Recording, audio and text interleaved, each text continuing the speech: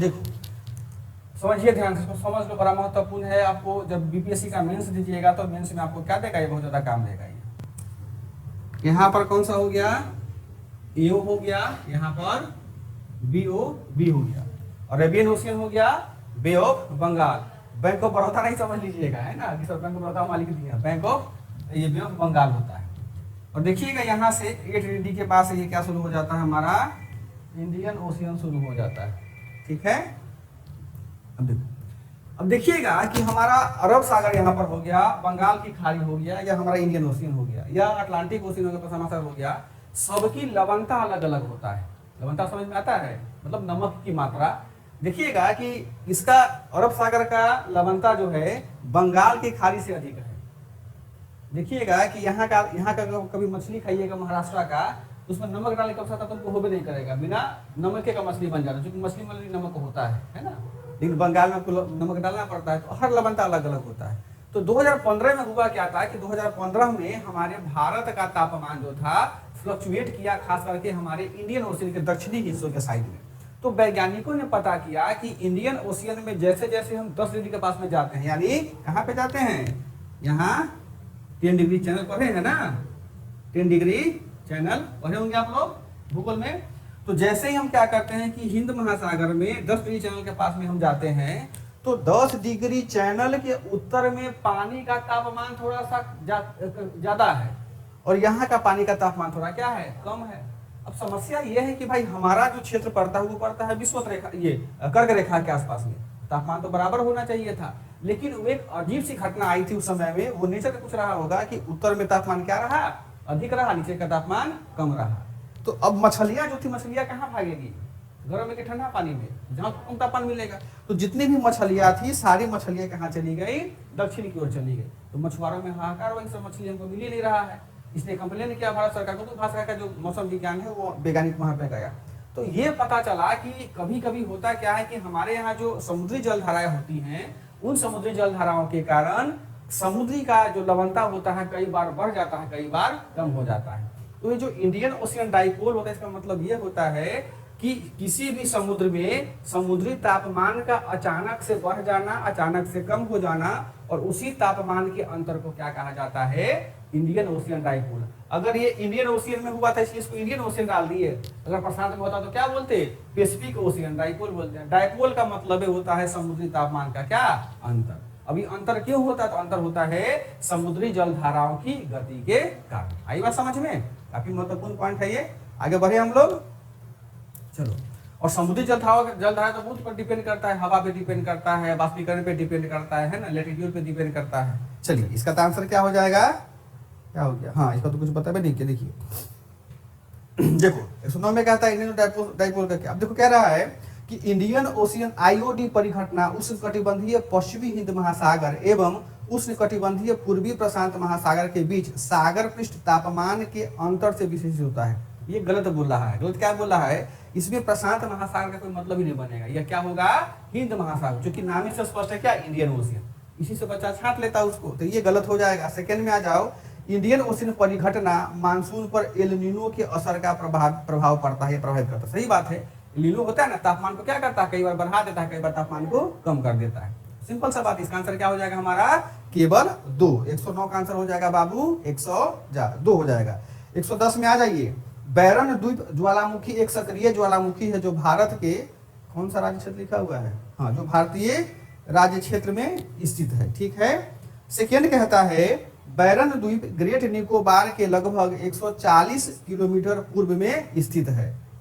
ठीक है, देख लेते हैं। तीसरा क्या कहता है, पिछली बार बैरन द्वीप ज्वालामुखी में 1991 में उद्गार हुआ था और तब से यह निष्क्रिय बना हुआ है। अब जरा इसको बताओ, आपके भाई पड़ोसी क्षेत्र का जगह है और ये काफी महत्वपूर्ण है। क्यों महत्वपूर्ण है, क्योंकि ग्रेट निकोबार का राजधानी कहाँ है, अंडमान का पोर्ट ब्लेयर। अभी नाम चेंज हुआ है, क्या नाम डाल दिया गया, तू बता रहे हो। ठीक है राजा, हमको इतिहास नहीं आता, बताओ हमको देखो, अगर हम तुमको ज्ञान दे रहे हैं तो तुम्हारा भी जिम्मेदारी बनता है, लेकिन हमको ज्ञान देने के लिए विजयनगर रखा गया हुआ है। तुम दोनों इसको उठा करके वहां गाड़ी लगा रहता है कचरा वाला, उसमें डाल देना, बोलना भैया इसको ले जाइए, ये वेस्ट पदार्थ है ना। देखो तो पहला समय समझते, देखिए बैरन द्वीप जो है ज्वालामुखी, एक सक्रिय ज्वालामुखी है जो भारतीय राज्य क्षेत्र में स्थित है। सही की गलत? सही बात है। हमारे भारत में एकमात्र बैरन द्वीप है जो क्या है, जो एक्टिव रहता है। ठीक है। सेकंड कहता है कि बैरन द्वीप जो है वो ग्रेट निकोबार से लगभग 140 किलोमीटर पूर्व में स्थित है। बात तो सही है, 140 किलोमीटर, लेकिन ये ग्रेट निकोबार नहीं बल्कि ये पोर्ट ब्लेयर से 140 किलोमीटर डिस्टेंस पे है। बैरन द्वीप जो है वहां घेर देना ग्रेट निकोबार को, वहां पर क्या लिखना, पोर्ट ब्लेयर। आई बात समझ में? ठीक है, हाँ ठीक है गीता, खुशी है ना। तो ये क्या हो जाएगा, सेकंड वाला गलत हो जाएगा। गलत क्यों होगा? क्योंकि इसमें क्या दिया हुआ है, दिया हुआ है ग्रेट निकोबार, जबकि होना क्या चाहिए, पोर्ट ब्लेयर। और पोर्ट ब्लेयर का नया नाम क्या है? हाँ, श्री विजयपुरम। श्री विजयपुरम का किसका, किस वंश का था? चोल वंश का था। उसका डेट भी याद रखिएगा, शताब्दी का, चूंकि पेपर में दिया, अमित शाह खुद बोले हैं तो पूछेगा बीपीएससी चोल साम्राज्य से। बात समझ में आया है? अब उसमें तो हम नहीं कुछ कर सकते हैं। अगर हमारे पास डॉक्टर की डिग्री होती तो तुम्हारा बात चीर के हम कुछ डाल देते, कुछ वैसी हटा देते उसमें। आगे आओ। तीसरा कहता है कि पिछली बार बैरन द्वीप में, बैरन द्वीप ज्वालामुखी में 1991 में उद्गार हुआ था और तब से यह निष्क्रिय बना हुआ है। देखिए बात तो सही है कि पिछला बार जो करंट ये था 1991 में क्या क्या था, उद्गार हुआ था, लेकिन उसके बाद क्या लिखा है कि ये तब से निष्क्रिय बना हुआ। ये गलत बात है। 1991 के बाद में 2016 में भी क्या हुआ था, उसमें उद्गार हुआ था। इसीलिए यूपीएससी 2018 में क्वेश्चन क्या किया, पूछ लिया। आई बात समझ में? तो ये हो जाएगा गलत। अब जरा हम आपसे पूछेंगे कि बताओ बैरन द्वीप में सबसे पहला जो विस्फोट हुआ था वो कितनी ईस्वी में हुआ था?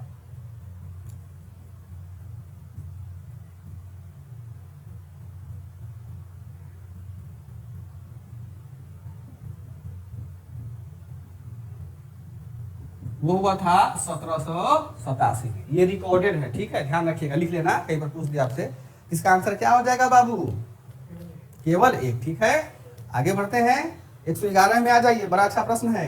कृषि मृदाओं के संदर्भ में हमको क्या करना है, विचार करना है। ठीक है, तो करते हैं विचार। पहला कहता है कि मृदा में कार्बनिक पदार्थ का उच्च अंश इसकी जल धारण क्षमता को प्रबल रूप से कम करता है। दिमाग लगाओ, अगर मृदा में क्या होगा, कार्बन का अंश अधिक होगा तो क्या वो पानी को कम ग्रहण करेगा कि अधिक ग्रहण करेगा? ज्यादा करेगा। और यहाँ क्या लिखा हुआ, कम लिखा हुआ, तो स्टेटमेंट यह क्या हो जाएगा, गलत हो जाएगा।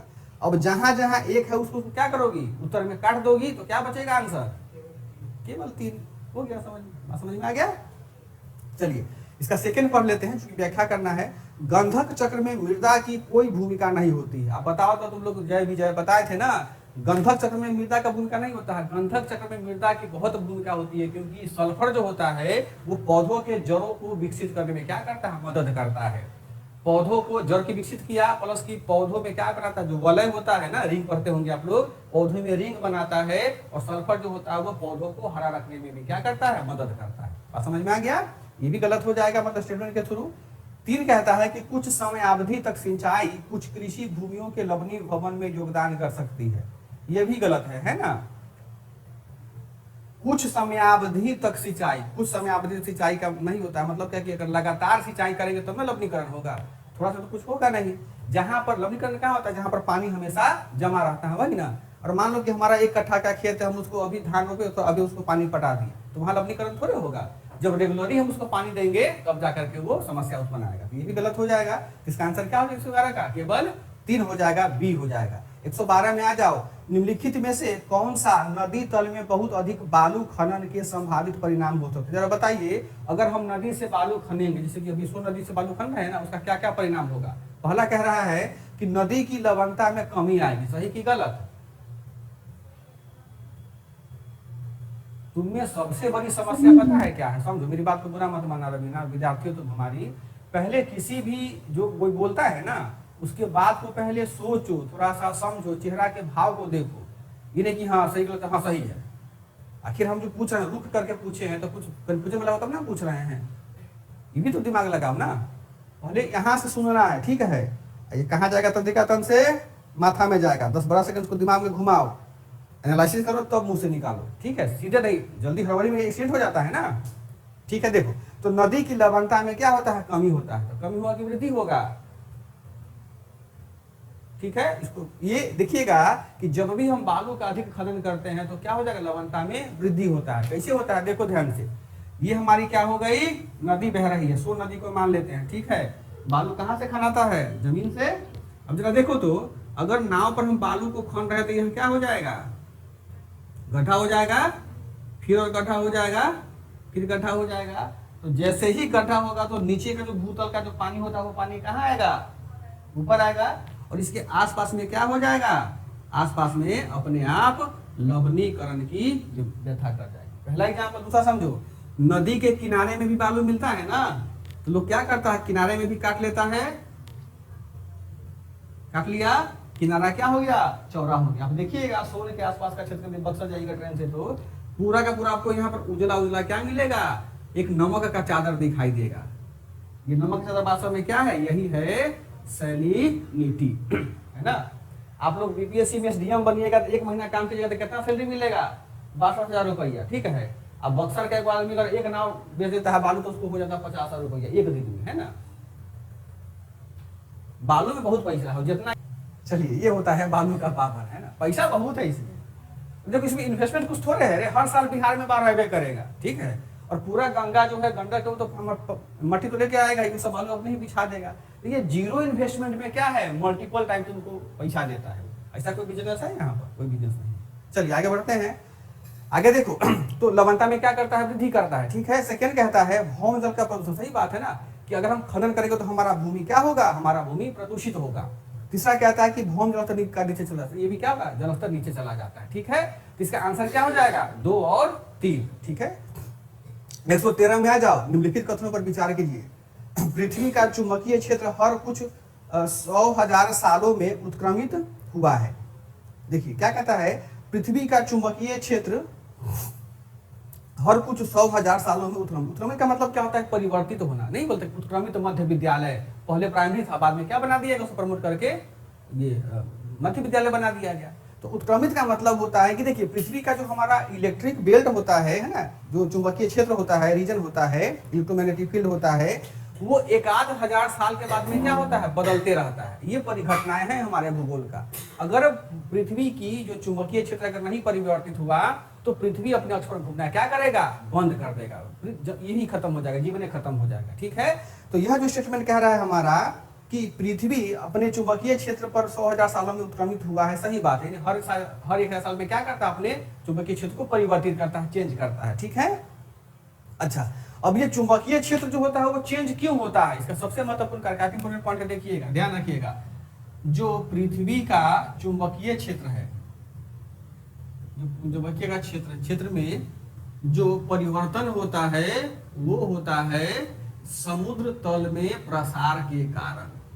प्रसार के, ये काफी VVI पॉइंट है ना, हो सकता है पूछ दे कि किस कारण से पृथ्वी के चुंबकीय क्षेत्र में क्या होता है, परिवर्तन होता है, तो क्या बताइएगा, समुद्र तल के प्रसार में।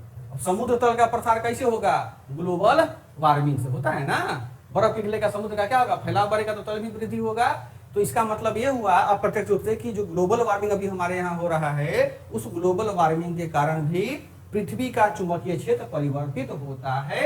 और ये साइंस जर्नल में भी प्रकाशित हुआ था, नासा के रिपोर्ट, ठीक है। चलो आगे बढ़ते हैं, आगे है एक और क्वेश्चन है, सेकेंड नंबर है कि पृथ्वी जब 4,000 मिलियन वर्षों से भी अधिक पहले बनी तो ऑक्सीजन 54% थी और कार्बन डाइऑक्साइड नहीं था। ये सही की गलत है। अब अगर छठा क्लास का आप लोग भूगोल एनसीईआरटी पढ़े होइएगा, हमारा पर्यावरण दिल से पढ़े होइएगा, है ना, तब तो इसको बता दीजिएगा। अगर नहीं पढ़े, खाली ठोकैती मारे हुए तो नहीं बता पाइएगा। देखिए उसमें लिखा हुआ एनसीईआरटी में पर्यावरण में जीवन के विकास, जब जीवन का विकास हुआ था ना, उस समय हमारे ब्रह्मांड में ऑक्सीजन नहीं था, केवल CO2 था, सब याद आ रहा होगा। और जीवन का विकास कार्बन डाइऑक्साइड से हुआ है, न कि ऑक्सीजन से। पृथ्वी के निर्माण के बहुत हजारों लाखों साल बाद धरती पर क्या आया था रवीना, ऑक्सीजन आया था, जिसमें कि हम तुम जी रहे हैं। तो यह कथन क्या हो जाएगा, गलत। प्रथम दृष्टया रवीना के मन में था, फटाक से बोलते कि सर सही है ना, मन में था ना, मतलब मन में चल रहा था ना। देखो दिल पर ले ली हमारी बात। तो देखो गुरु के बात हो और माता पिता के बात हो ना, हृदय पर नहीं लेना चाहिए, आघात लग जाता है वैसे, है ना। चलो इसका ये गलत हो जाएगा। यानी आज से जब 4,000 मिलियन वर्ष पहले हमारी पृथ्वी का जब निर्माण हुआ था तो ऑक्सीजन नहीं था, 0% था। यहाँ 54 लिखा है ना, ये गलत हो जाएगा। और लिखा है कि कार्बन डाइऑक्साइड था। बात समझ में आया? यानी कार्बन डाइऑक्साइड 54% था, ऑक्सीजन 0% था। ये गलत हो जाएगा। 3 में आ जाओ। 3 में कहता है कि जब जीव पैदा हुए उन्होंने पृथ्वी के आरंभिक वायुमंडल को बदल दिया। सही बात है, जब जीव पैदा हुआ तो वायुमंडल नहीं बदला। एक जीव से कै गो जीव? 2 जीव। 2 से कितना? हजार। हजार से कितना? करोड़ों जीव हो गया परिवर्तित। तो इसमें 1 और 3 क्या हो जाएगा? सही हो जाएगा। तो हमारा आंसर क्या हो जाएगा? हाँ, सी हो जाएगा। ठीक है बाबू, आगे बढ़ते हैं। आगे क्वेश्चन है 14 नंबर कि जून की 21वीं तारीख को सूर्य, अब बताओ, बड़ा अच्छा आसान सा प्रश्न है कि 21 तारीख को सूर्य क्या होता है कि उत्तरी ध्रुवीय वृत्त पर क्षितिज के नीचे नहीं डूबता है। पढ़े होंगे ना कि जब 21 जून जब का समय होता है तो उत्तरी ध्रुव का वृत्त कहाँ हो गया? यही ना हो गया, है ना? क्या कहता है? उत्तरी ध्रुव के जो वृत्त होता है उस क्षितिज के नीचे नहीं डूबता। 21 जून को क्या होता है? देखिएगा, थोड़ा सा हम लोग पढ़ते हैं ना, जून के आसपास में के आसपास में चला जाता है ना सूर्य हमारा। हाँ, तो ये प्रकाश जो होता है यहाँ वृत्त पर भी पड़ता है, यानी 21 जून को उत्तरी ध्रुव पर थोड़ा सा ज्यादा लंबा दिन होता है, धूप का प्रकाश हमको मिल जाता है। आई बात समझ में? इसका आंसर क्या हो जाएगा हमारा बाबू? 14 का ए हो जाएगा। 15 में आ जाइए। मेघाच्छादित रात में ओस की बूंदे क्यों नहीं बनती? बड़ा अच्छा प्रश्न है। आप लोग बचपन में छत पर सोए हुए रहिएगा, है ना? तो देखिएगा कि अगर आसमान में तारा है तो वो खूब गिरता होगा आपको। तो मच्छरदानी पे क्या डालते थे? धोती या कपड़ा डाल करके सोते ताकि हमको ओस की बूंद हमारे बदन को ना छुए। लेकिन जब बादल लगा रहता है तो ओस नहीं गिरता है। क्या कारण है कि नहीं गिरता? जरा बताइए इसको। इसी में आंसर दिया हुआ है। बताओ, इतना आसान प्रश्न है तब नहीं बता रहे हैं आप लोग। इसका आंसर दिया हुआ है उसी में ना। अब देखो, पहले समझ लो ओस बनता कैसे, देख लीजिए यहाँ पर ध्यान समझ लो बाबू सब लोग। देखो, कॉन्सेप्ट अगर नहीं पढ़िएगा तो सिविल सेवा का अच्छा अभ्यर्थी नहीं कहलाएगा। पास तो कर जाइएगा, लेकिन अच्छा अभ्यर्थी कहलाने के लिए आपको कॉन्सेप्ट बहुत तगड़ी पकड़ होनी चाहिए, ताकि कहीं से कुछ पूछे कोई विषय में। ऐसा थोड़े है, एक भ्रांति होता है कि हर विषय का जानकार होना चाहिए। जानकार से कुछ नहीं होता है, आपको अच्छे तरीके से समझ में आना चाहिए, है ना? देखो, ये हमारा क्या हो गया? हमारा अर्थ हो गया। ये हमारा क्या हो गया? ये हमारा सूर्य देवता है। इन्होंने क्या किया बाबू? ये विकिरण है, विकिरण आया, कुछ अपना रखेगा, सूखेगा, एल्बिडो की घटना होगी, फिर वापस क्या होगा? प्रकाश जाएगा। दिन के समय में क्या होता है? दिन के समय में ये प्रकाश का ऊर्जा यहाँ पर आया और दिन के समय में क्या करता है? समुद्र का पानी या नदी का वाष्पीकरण किया, आगे बढ़ गया। रात के समय क्या होता है? जब आगे ऊपर बढ़ता है तो यहाँ पर क्या कर? बादल बन गया। क्या बन गया? बादल बन जाता है। ठीक है, अब देखो, ये बादल जब बनता है तो जब भारी होता है तो अपने आप क्या करेगा? बरसेगा। कोई दिक्कत? वो बरसेगा अपना। अब देखो, अब देखिएगा ध्यान से कि जैसे मान लो कि अब क्या किया कि जब, और बादल कब बरसेगा? जब यहाँ पर हवा नहीं होगा तब। अगर हवा होगा तो बादल उनके कहाँ चल जाएगा? भाग जाएगा आसमान में, खत्म कर देगा। ठीक, ये पहली घटना। दूसरी घटना होता है कि हम समझ रहे हैं कि ओस कैसे बनता है। देखिए ध्यान से, विकिरण हुआ, वाष्पीकरण हुआ। अच्छा, ओस गर्मी में गिरता है कि ठंडा में गिरता है? ठंडा में ज्यादा गिरता है। अब समझ लो ध्यान से, सूर्य का प्रकाश आया, वाष्पीकरण किया, ठीक है। देखिएगा कि किसी कारणवश क्या लगा हुआ है? बादल लगा हुआ है। क्या लगा हुआ है बाबू? बादल लगा हुआ है। बादल जो होता है, पढ़े होंगे ना, 10 प्रकार का बादल होता है। साइरो क्यूमुलस होता है, ऑल्टो क्यूमुलस होता है, निम्बो क्यूमुलस होता है ना, पढ़ाए थे? हर प्रकार का बादल होता है। अब ये यहाँ पे विकिरण के बाद में यहाँ पे चला जाता है। अब आपको किताब में पढ़े होंगे कि हमारे जो वायुमंडल में धूल कण होता है, क्या होता है? धूल कण होता है। इसमें भी क्या होती है बाबू? आर्द्रता होती है ना, आर्द्रता होती है। अब देखिए कि जब प्रकाश यहाँ पर गया तो प्रकाश जब जाएगा, जब इस आर्द्रता को छुएगा तब ना यहाँ पर ओस की छोटी छोटी बूंदें बनेंगी। आर्द्रता को तो नहीं छुआ। क्यों नहीं छुआ? क्योंकि देखिएगा ये बादल जो होता है, ये बादल को क्या किया? जा करके बादल उसको क्या किया? घेर लिया। भाई किरण आगे जाएगा तब ना इससे टच होगा। और जो भी वाष्पीकरण हुआ था वो क्या बन गया? बादल बन गया। तो यहाँ तो हमको ओस पूछ रहा है ना, तो ओस और बादल का फेनोमेना अलग अलग होता है। जब तक ये विकिरण जो होता है बादल को चीर करके, धूल करके आर्द्रता को वाष्पित नहीं करेगा, तब तक ओस नहीं बनेगा। आई बात समझ में? तो ये इसमें ऑब्स्टिकल का काम करता है। कौन? बादल। इसी को बोलते हैं मेघाच्छादित। ठीक है, ये जो ऑप्शन दिया हुआ है कि मेघाच्छादित रात में ओस की बूंदें नहीं बनती, इसका आंसर हो जाएगा बी, कि पृथ्वी के विकिरण को बादल वापस परावर्तित कर देते हैं। देखिए ना, ये यहाँ पर गया, ये वापस ऊपर नहीं जाएगा तो कुछ यहाँ पर सूखेगा, बाकी वो क्या करेगा? वापस बनेगा। जाओ धरती पर घूमते रहो। इसलिए देखिए कि जब बादल लगा होता है तो उसमें उमस फील होता है ना, बहुत ज्यादा उमस फील होता है। खासकर अभी बरसात का मौसम आएगा ना, ये कितना मतलब काटेगा उमस। इसी कारण से होता है क्या कि बादल ने क्या किया? बादल ने उस विकिरण को वापस परावर्तित कर दिया, है ना। आगे बढ़ते हैं, 15 में आ जाओ। 16 में आ जाओ। महासागर औसत तापमान, ओशियन मीन टेम्परेचर के संदर्भ में हमको बात करना है, ठीक है। ओशियन मीन टेम्परेचर का मतलब क्या होता है कि जितने भी समुद्र है, प्रशांत है, अटलांटिक है, इंडियन है, चाइना है, मेडिटेरियन है, कैस्पियन है, जितने भी सी है, सबका एक सामान्य ताप होता है, दिन का रात का अलग अलग, है ना। उसको अंतर को तापांतर बोलते हैं, लेकिन सबको वैज्ञानिकों ने एक समान औसत तापमान लिया है, ठीक है। तो उसी के बारे में बोला है कि महासागर का औसत तापमान के विषय में हमको सही कथन चूज करना है, ठीक है। देखिएगा, पहला कहता है कि OMT यानी ओशियन मीन टेम्परेचर को 26 डिग्री सेंटीग्रेड समताप रेखा की गहराई तक मापा जाता है, जो जनवरी मार्च में हिंद महासागर के दक्षिण पश्चिम में 129 मीटर पर होती है। देखो ये स्टेटमेंट तो सही है, परंतु ये 129 नहीं होता, ये न्यूनतम होता है 50, अधिकतम होता है 100। स्टेटमेंट होना चाहिए कि OMT यानी जो ओशियन मीन टेम्परेचर होता है वो 26 डिग्री समताप रेखा, ये बिल्कुल सही बात है, किताब में पढ़े भी होंगे अपने NCERT में, तक मापा जाता है और जनवरी से मार्च तक हिंद महासागर के दक्षिण पश्चिम में 50 से 100 मीटर तक होती है, 129 नहीं होता है, तो ये गलत हो जाएगा। सेकंड में आ जाओ। OMT जो जनवरी मार्च में एकत्रित किया जाता है, उसे यह निर्धारित करने के लिए प्रयोग किया जा सकता है कि मानसून में वर्षा की मात्रा निश्चित दीर्घकालीन औसत वर्षा से कम होगी या अधिक। सही बात है। देखिएगा, ये OMT की हम यहाँ बात कर रहे हैं दक्षिणी हिंद महासागर का, तो हमारा जो इंडिया है ना, देखिएगा कि हमारा जो इंडिया का नीचे वाला भाग है, ये यहाँ पर चेन्नई के पास में जाइएगा तो यहीं पर हमारा क्या है, एक मौसम विभाग का केंद्र बना हुआ है, और यहीं से पूरा ऑपरेट करता है। कहाँ का, कि हमारे समुद्र का तापमान कैसा है, वायु दाब कैसा है, समुद्री जलधारा की गति क्या है, ताकि इससे यह निर्धारित करता है कि हमारे यहाँ मानसून कम होगा या अधिक होगा, हम लोग को पता चलता है। बात समझ में आ गया। तो सेकेंड कथन जो कहता है कि OMT की जो गणना होती है वह वास्तव में मानसून का पूर्वानुमान करने में उसका मदद लिया जाता है, ये सही कथन है, ठीक है। अच्छा, ये तो हो गया। इसका आंसर क्या हो जाएगा हमारा, केवल B2 हो जाएगा। अगर हम आपसे यह पूछे कि ओशियन मीन टेम्परेचर OMT का मान कितना होता है, तो क्या बताइएगा। इसका मतलब हुआ कि सभी महासागरों का औसत तापमान कितना होता है। pH मान होता है ना, खून का अलग, उसके बाद हाथी घोड़ा का अलग pH मान होता है, उसी प्रकार से वैल्यू को भी पूरे समुद्र का औसत तापमान कितना होता है, 17.2 डिग्री सेंटीग्रेड औसत तापमान होता है ना। इसको लिख लो, काफी महत्वपूर्ण पॉइंट है, आपको कहीं शायद नहीं मिला हुआ होगा, मिला होता तो बता देते आप। इसका आंसर क्या हो जाएगा, 2। 117 में आ जाइए बाबू। निम्नलिखित कथन पर हमको क्या करना है, विचार करना है, तो करते हैं विचार। पहला कहता है कि जेट प्रवाह केवल उत्तरी गोलार्ध में होता है, सही कि गलत। देखो, जेट प्रवाह हम पढ़ाए थे आपको कि जेट प्रवाह जो होता है समताप मंडल में पाया जाता है, तो समताप मंडल तो भाई यहाँ पर उत्तरी गोलार्ध में भी होगा और दक्षिणी गोलार्ध में ना होगा।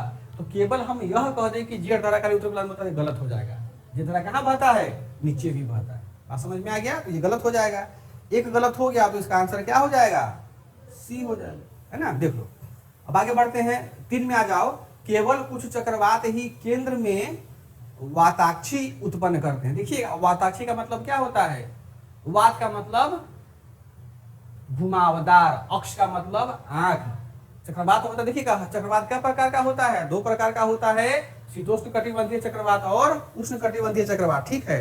उसके ऊपर अलावा और चक्रवात होते हैं। तो सब चक्रवात के केंद्र में आंख नहीं होता है। आंख क्या होता है, देखिएगा, जब चक्रवात होता है इसी से एकदम गोल गोल गोल गोल गोल गोल घूमता रहता है ना। अब बीच में देखिएगा, बीच का जो एकदम पूरा का भाग खाली रहता है। कभी देखिए हो अपने गर्मी के मौसम में पूरा गोल गोल से घूमते हुए पूरा पानी पूरी आते चला जाता है, तो बीच में जो वैक्यूम बनता है ना, जो खाली होता है, वहां हवा का दबाव नहीं होता है, उसी को बोलते हैं वाताक्षी, यानी भीतर का क्या, आंख। आई बात समझ में। इसलिए जब भी आपके आसपास में खूब अगर चक्रवात आए ना, तो आपको सूत जाना चाहिए। अगर खड़ा रहेगा तब तो गोल गोल शक्तिमान बना के कहाँ ले चल जाएगा, समताप मंडल में। तो जब भी भूकंप आए सो जाइए, जब भी चक्रवात आए सो जाइए, जब भी सांप आए तो भागिए, सोइए नहीं तो काट लेकर बन गया, है ना। चलो,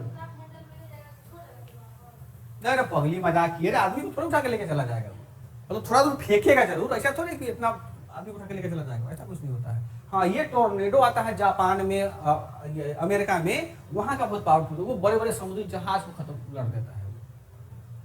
टोर्नेडो उसको पढ़े होंगे आप लोग, बहुत खतरनाक होता है। इंडिया तो नहीं, इंडिया को भगवान बड़ा सही बैलेंस में बनाया है। अब बदमाशी कर रहे हैं हम, बाबे से लोग खराब कर रहे हैं इंडिया को, लेकिन इंडिया ठीक है, बहुत बढ़िया है ना। चलो आगे बढ़ते हैं। तो ये क्या कहता है, ये सही कथन है कि सारे चक्रवात में आंख नहीं होता है। बात समझ में आ गया, केवल कुछ ही चक्रवात में आंख होता है। फिर कहता है कि चक्रवात की वाताक्षी के अंदर का तापमान आसपास के तापमान से 10 डिग्री कम होता है, ये गलत है, 10 डिग्री अधिक होता है। आसपास का मतलब क्या हो गया कि जो उसका घेरा बनता है, वलय बनता है, उस वलय से इसका तापमान 10 डिग्री क्या होता है, अधिक होता है। ठीक है, तो इसका आंसर हमारा क्या हो जाएगा, 117 का सी हो जाएगा। 118 में आ जाइए, प्रकृति में निम्नलिखित में से किस जीव का या जीवों के मृदा विहीन सतह पर जीवित पाए जाने की सर्वाधिक संभावना है। यानी इसमें से कौन सा ऐसा थेथर प्राणी है कि जो बिना मट्टी का भी जन्म सकता है, जरा बताइए। पत्थर पर, शीशा पर, बाल पर, सब पर हो जाएगा, बताइए कौन सा इसमें है। ऑप्शन दिया है, हाँ शीशा पर भी हो जाएगा, फर्न, मास, मशरूम, लाइकेन, कहाँ हो जाएगा, कौन कौन हो जाएगा बताइए। देखिए इसमें लाइकेन और मॉस दिया हुआ है ना। लाइकेन मतलब क्या, काई ना, काई जम जाता है वो, मांस उसी का रूप होता है। लाइकेन और मॉस ऐसा 2 प्रकार का जीव होता है, सजीव है वो, कि जो पत्थर पे, शीशा पे, वायुमंडल में भी, ब्रह्मांड में भी लाइकेन का प्रमाण मिला है, पढ़े होंगे आप लोग, है ना। बाल में हर जगह देखो, तो कपड़ा को अगर छोड़ दो तुम कुछ दिन के लिए, कपड़ा में क्या आ जाएगा, हर अपने आप दाग चला आएगा, कुछ साल के बाद कपड़ा अपने आप फटना शुरू हो जाएगा, वीक हो जाता है ना। अब ये लाइकेन मॉस होता कहाँ, देखिए लाइकेन मॉस हमारे वायुमंडल में ही होता है, बात समझ में आ गया। जहां उसको नमी मिल गई, लाइकेन को जहां नमी मिल गया वहां बैठेगा और बैठ करके क्या करेगा, अपना वो सदस्य को बढ़ाएगा और उस चीज को खत्म कर देता है। तो लाइकेन और मॉस 2 ऐसे जीव होते हैं कि जो कहीं भी जन्म सकता है, पैदा ले सकता है, और ये इसको पानी की आवश्यकता नहीं होती, ये वायुमंडल में जो आर्द्रता होती है ना, उसी आर्द्रता को यह क्या करता है, सोख लेता है। ठीक है, जर्मनी के वैज्ञानिक इसी लाइकेन पर यह रिसर्च कर रहे हैं कि हम कोई ऐसा टैबलेट या ऐसा हम दवा बनाएं ताकि जो अंतरिक्ष यात्री आसमान में जाते हैं उनको पानी की कमी महसूस ना हो, है ना। एक दवा हम खिला के अपना उसका पानी का जो न्यूट्रिशन होता है 7 लीटर का प्रतिदिन का, उसको मिलता चला जाए। ठीक है, तो ये हो जाएगा, इसका आंसर क्या हो जाएगा, लाइकेन और मॉस, है ना, इसका हो जाएगा सी। और देखिएगा ध्यान से, इसमें कहीं कहीं लाइकेन भी दिया रहता है आंसर में, है ना। आपको 2-3 किताबें, दृष्टि में केवल लाइकेन दिया हुआ है, उसके बाद की एक नेक्स्ट एग्जाम वाले पर एक उसमें लाइकेन दिया हुआ है, दिशा पब्लिकेशन वाले में लाइकेन दिया हुआ है, परंतु इसका मॉडल जो आदर्श उत्तर होता है वो लाइकेन और मॉस दोनों होता है। जब ये 12th क्लास की ज्योग्राफी आप पढ़िएगा उसमें आपको इसमें लिखा गया हुआ है ना। हालांकि ये यूपीएससी का प्रश्न है तो यूपीएससी तो आंसर बताता नहीं है ना, लेकिन आप एक लैंग्वेज पढ़िए किताब, उसमें लाइकेन और मॉस दोनों आता है, तो दोनों आप मारिएगा। ठीक है, चलिए आगे बढ़ते हैं, 119 में आ जाइए। निम्नलिखित जैव भू रासायनिक चक्रों में से किसमें चट्टानों का अपक्षय चक्र में प्रवेश करने वाले पोषक तत्वों के निर्मुक्त होने का मुख्य स्रोत है। तो प्रश्न समझ में आया। देखिए चट्टान जब टूटता है, चट्टान जब क्या होता है, टूटता है, देखिए आवाज, फुट से आवाज करेगा वो। अगर किसी पत्थर पर हथौड़ी तुम मारो, टूटेगा ना, तो देखिएगा अगर हथौड़ी का आवाज में ये पट से आवाज आता है। वही पूछ रहा है कि चट्टान का यदि अपक्षय होता है, बरसात से हो, मौसमी दबाव से हो, या हम उसको मार मार के भूख नहीं कर दें, उसमें जो आवाज निकलता है, उसका जो क्या होता है, क्षरण होता है, उसमें से कौन सा तत्व निकलता है या कौन सा गैस निकलता है, जरा बताइए। बड़ा अच्छा प्रश्न है। हाँ वेरी गुड, इसमें क्या होगा, फास्फोरस। चट्टान का जो टूटने पर जो आवाज आता है पुट सा, वो किसके कारण से होता है, फास्फोरस के कारण से होता है। ठीक है, इसका आंसर क्या हो जाएगा, 119 का सी हो जाएगा। 120 में आ जाइए। पृथ्वी ग्रह पर जल के संदर्भ में, ये तो पहले भी पढ़े हुए हम लोग इसी पीवाईक्यू में, इसका आंसर क्या हो जाएगा। देखिए पहला कह रहा है कि नदियों और झीलों में जल की मात्रा भूजल की मात्रा से अधिक है, गलत कि सही, मारेंगे इतना मारना। क्या कह रहा है कि नदी और झील में जल की मात्रा भूजल से अधिक थोड़े होगा, बहुत कम है नदी इसमें, जितना भूजल में है। देख रहे भूजल में पानी आज से है, कितना नदी सूख गया, सरस्वती नदी सूख गई, है ना। एक बेलम नदी था, बेलम नदी सूख गया, वहाँ पाकिस्तान में बहता था, उसी की बहन बहती है झेलम, अभी बेलम सूख गई हुई है। कभी सुनी होगी चापाकल, हमारे दादा परदादा सब पीते आ रहे हैं, पानी सूखा है भूजल का नहीं ना, भूजल में बहुत ज्यादा पानी है, पहले ना बताए हैं। सबसे ज्यादा पहले कहाँ है, छत्रक में, उसके बाद कहाँ पर, भूजल में, है ना। तो ये गलत हो जाएगा। एक जब गलत हो जाएगा तो दो वैसे गलत हो जाएगा। फिर बी में आ जाओ कि ध्रुवीय हिम छद और हिमनदों में जल की मात्रा भूजल की मात्रा से अधिक है। सही बात है, अधिक है ये। इसका आंसर क्या हो जाएगा हमारा, बी, है ना। चलिए आगे बढ़ते हैं, 121 में आ जाओ। निम्नलिखित कथन पर विचार करना है। मोरिंगा, मोरिंगा किसको कहते हैं, खाए मोरिंगा आप लोग, खाई हो, सहजन को बोलते हैं। Very good. मोरिंगा का मतलब क्या, सहजन। सहजने को क्या बोलते हैं होटल में, ड्रमस्टिक, है ना। आप लोग यहाँ सहजन सा सोजन बोल देते हैं ना बिहार में, वही दिल्ली में जाइएगा तो क्या बोलिएगा, कि sir give me drum stick, English में बात कीजिएगा, है ना। चलो, तो वही ड्रम स्टिक के बारे में बात करना है कि ड्रम स्टिक जो होता है एक फलीदार सदापर्णी क्या है, पौधा है, एक फलीदार। अब ये बताओ कि मोरिंगा क्या है, हाँ फलीदार सदापर्णी पौधा है। ये सदापर्णी है कि ये सॉरी ये फलीदार है कि गैर गैर फलीदार है। ये सहजन जो होता है, सहजन का पेड़ से नहीं डंडा लटकता है, उसका फल होता है कि उसका पत्ता होता है, ये बताओ। फलीदारी होगा सर। अब लोग तरकारी खाते हैं, तरकारी खाने का पता नहीं कि उसका क्या होता है। सहजन जो होता है वो उसका पत्ता का ही विकसित रूप होता है, उसका फल नहीं होता है, जिसको फूल कहते हैं ना, फूल का ही विकसित रूप होता है। तो सहजन जो होता है एक गैर फलीदार पौधा है, फलीदार पौधा नहीं है। तो पहला क्या हो जाएगा हमारा, गलत हो जाएगा। दूसरा कहता है कि इमली का पेड़ दक्षिण एशिया का स्थानिक वृक्ष है, यानी इमली का पेड़ दक्षिण एशिया का मतलब क्या हो, वही हमारा भारत का, कंबोडिया, म्यांमार का स्थित होगा। तो इमली का वास्तव में ओरिजिन कहाँ है, कौन सा देश है, एशिया है कि दूसरा कोई कॉन्टिनेंट होगा। इमली का मूल स्थान है, इमली कहाँ होता है, रेगिस्तान में ना होता है, मट्टी मतलब बालू वाले भाग में। बालू कहाँ पाया जाता है बताओ, सोचो तो पूरा दुनिया में सबसे ज्यादा रेत रेगिस्तान कहाँ है, अफ्रीका में है ना। इमली जो है अफ्रीका का मूल निवासी, इमली हो गया, कैक्टस, बबूल सब हो गया, सब अफ्रीका से आया हुआ है, ठीक है। तो ये भी स्टेटमेंट क्या हो जाएगा, गलत हो जाएगा। तीसरा कहता है कि भारत में अधिकांश इमली लघु वनोत्पाद के रूप में संग्रहित की जाती है, सही बात है, यानी इमली का आजकल तो हर जगह पेड़ होता है ना, तो लघु उत्पाद में ही आता है वो इमली। चौथा में आ जाओ, भारत इमली और मोरिंगा के बीज निर्यात करता है, सही बात है। भारत में ना इमली और देखो ये तो अफ्रीका में, लेकिन वहाँ पे मतलब अधिवास कम है ना, यहाँ तो इंडिया में बहुत ज्यादा अधिवास है। तो भारत में इमली का जहाँ जहाँ वृक्ष है वहाँ वहाँ मतलब जनसंख्या बहुत अधिक है, तो हम लोग इमली का तो पेड़ का काटते भी हैं। इमली को जो निकलता है बीज उस बीज से हम लोग मेडिसिन भी बनाते हैं। इमली के छिलका से हम लोग फेस वॉश बनाते हैं, देखिएगा ना, स्क्रबर आता है एवर यूथ का, जिससे कभी आपका चेहरा पूरा डल हो जाए तो क्या कीजिए, फेस वॉश से काम नहीं होगा, क्या करना पड़ेगा, उसमें स्क्रब करना पड़ेगा, तो जितने भी डस्ट है वो सब निकल जाता है। तो उसका नारंगी के छिलके का भी स्क्रब बनता है ना। कुछ लोग आटा और दही मिला के लगाते तो और बेस्ट क्वालिटी का हो जाए। हाँ चोकर पे तो देखो और बढ़िया हो, ठीक है समझ रहे हैं, और बढ़िया होता है। तो ये इमली का जो छिलका होता है ना, वो हमारे जो स्किन होता है, स्किन के लिए बहुत अच्छा स्क्रबर होता है, ठीक है। तो उसका हम लोग निर्यात करते हैं यहाँ पे बेच करके। इंडिया बताओ कि इंडिया गाय का गोबर और गोमूत्र बेच सकता है विदेश में, है ये तो इमली का छिलका है, ठीक है। तो हम सही बात है कि करते हैं ये। पांचवा कहता है कि मोरिंगा और इमली के बीजों का उपयोग जैव ईंधन के उत्पादन में किया, सही बात है। ये मोरिंगा सहजन का जो बीज होता है और इमली का जो बीज होता है, दोनों का यूज हम लोग क्या बायोफ्यूल बनाते हैं प्रक्रिया करके, है ना। 3 और 4 5 क्या हो जाएगा, सही हो जाएगा, बाकी हमारा क्या हो जाएगा, गलत हो जाएगा। आंसर क्या हो जाएगा हमारा ये। अच्छा एक चीज और जानकारी ले लीजिएगा, सहजन जो होता है वो किस मूल का पौधा होता है, हाँ उसका मतलब क्या जड़ है, तो वो मटर मूल का पौधा होता है, कहीं लिख लीजिएगा, काफी इंपॉर्टेंट है। जैसे मटर होता है ना, उसी प्रकार से क्या होता है, सहजन होता है, सहजन। अच्छा बताओ, आदमियों से जहरीला कोई है इस धरती पर, कोई ऐसा है? आजकल तो चीन का आदमी ऐसा है कि जैसे हम लोग गेहूं साफ कर, जैसे फोन देख लिए तो शरीर क्या होता है, शरीर में कौन सा हार्मोन काम करता है कि भागते हैं, अरे उड़ो और भागो, कौन सा हार्मोन होता है, एड्रेनलिन होता है, डर लगा हमको सांप फोन देके। और चीन का लोग क्या करता है, फोन दिया तो उसका फोन पे मारता है, चुप हो जाओ, सांप भी बोलता है सांप है कुछ इज्जत तो कर लो हमारा। वहाँ क्या करता है, सांप को मुंडी काट दिया, पूरा खून निकाला, वो पूरा मुंह बना करके खाता है ना। चलो आगे बढ़ते हैं, आगे बढ़ते हैं। कौन सा प्रश्न है, 122 में आ जाओ।